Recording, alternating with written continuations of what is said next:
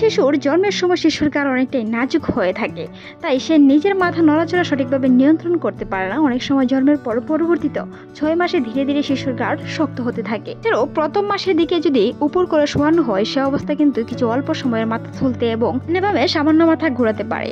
সেই সময়টাতে দ্বিতীয় মাসে মাঝে মাঝে সময়ে উপর হয়ে শুয়ে থাকা শিশুটি সে তার মাথা কিছুটা উপরে তুলতে পারে। তৃতীয় মাসের শেষের দিকে এসে তার হাতের উপর ভর দিয়ে কিছুটা সময় মাথা এবং বুকের উপরিভাগ তুলতে পারে, অনেকটাই ডাউন দেওয়ার মতো। তৃতীয় মাস থেকে চতুর্থ মাসের মধ্যে শিশুর মাথা নিয়ন্ত্রণে যথেষ্ট উন্নতিও লক্ষ্য করা যায়। তাই তখন পেটের উপর যথেষ্ট শুয়ে থাকেন এবং 45 ডিগ্রি পর্যন্ত মাথা তুলতে সক্ষম হয়ে থাকে। এ সময় তাকে কাঁধে নেওয়া হলে সে সাপোর্ট ছাড়াই মাথা সোজা রাখতে পারে। তাছাড়াও ষষ্ঠ মাসের দিকে এসে বসা অবস্থায় বা গাড় ছাড়াই দাঁড়িয়ে থাকা অবস্থায় শিশুর মাথা সোজা রাখতে পারে এবং শোয়া অবস্থায় থেকে শিশুর হাত ধরে ধীরে ধীরে টেনে তোলার মতো অবস্থান হলে সে তার মাথা স্থির রাখতে পারে। শিশুর মাথার নিয়ন্ত্রণ কিভাবে সাহায্য করে সেই বিষয়ে আলোচনা করব।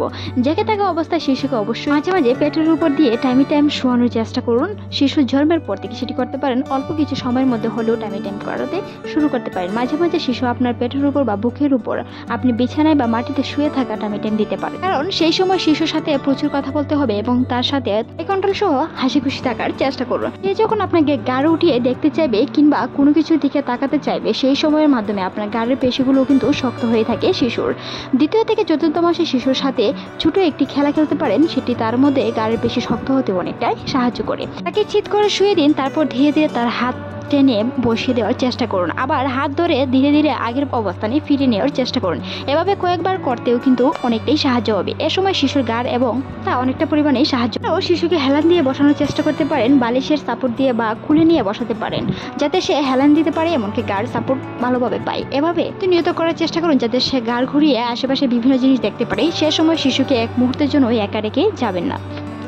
বিভিন্ন মায়েরা বিভিন্ন চিন্তাতে থাকেন কখন ডক্টর দেখানো উচিত কিংবা আপনার শিশুর সঠিকভাবে বিকাশটি হচ্ছে কিনা। শিশুর সময় বা বয়স যখন 3 মাস হয়, তখন আপনাকে ডাক্তারের কাছে নিয়মিত চেকআপের সাথে সেই বিষয়গুলো আলোচনা করতে হবে। শিশু একই বয়সে এরকম স্কিল করে রাখবে এরকম কোনো কথা নেই, কোনটা আগে বা কোনটা পরে হতে পারে। মাথার নিয়ন্ত্রণ ব্যাপারটিও এরকম। সাধারণত শিশুদের চেয়ে প্রিমেচিওর শিশুর ক্ষেত্রে মাথা পুরোপুরি আয়ত্তে আনতে তুলনামূলক বেশি সময় লাগে।